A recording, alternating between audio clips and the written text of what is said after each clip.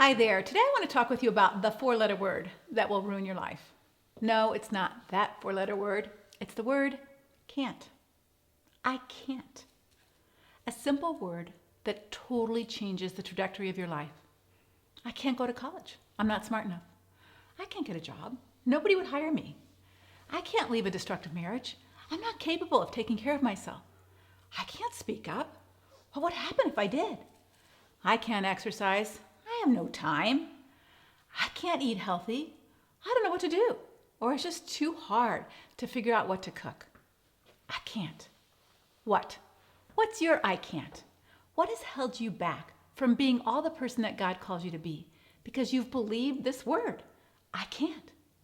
If you believe you can't, for example, you can't speak up for yourself and get a raise, or you can't say no to your coworkers because what if they get mad at you or they don't like you, or you can't get a different job because you're not smart enough, what kind of career trajectory do you think you're going to have with this limiting belief of I can't? Not a good one, not a positive one, because you're limiting your ability and you're limiting your opportunities because of your belief that you can't. Or I can't say no to my husband. I can't speak up for myself to him. I can't tell the truth about what's going on in our marriage. What will happen? But you know as well as I do that if you don't speak up and you don't tell, secrets destroy. And so when you live in I can't, it shapes your story and it becomes your history. But what would change if you said to yourself instead of I can't, I can? Or even I will?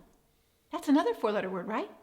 A four-letter word that moves you in a completely different direction and leads you to a different ending of your day, your week, or even your life story. I will do it. I must do it. You know, when God called me to speak up for women in abusive marriages, I told him I can't. And this was why. It was because I was so afraid of rejection professionally. You know, when you put yourself out there on the big wide internet, you open yourself up to a bunch of people who will criticize you. When you write something, when you write blogs or a book, when you take a stand on something, other people will disagree with you.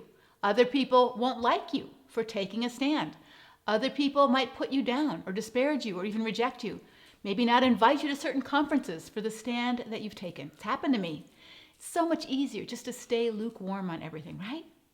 And so when I finally took a stand around divorce, for example, and I said, I do believe a woman who's being abused can get a biblical divorce. And that I don't think adultery is the only biblical grounds for divorce. Oh my gosh, I was so afraid of rejection. And so for so long in my professional career, I didn't take a stand. I said, I can't. I can't put myself out there because what if, right? But when you stay small and afraid and live in fear of rejection, fear of failure, in this I can't mindset, you're not living the abundant life. And you're letting Satan win. You know, if he can't rob you of your salvation, he will rob you of your purpose because you live in fear and not in faith. So I would just encourage you, the one word that will totally ruin your life, the four-letter word, can't. Some people might say to you, you can't. But if you say to you, I can, I will, and I must, what does that do to your story?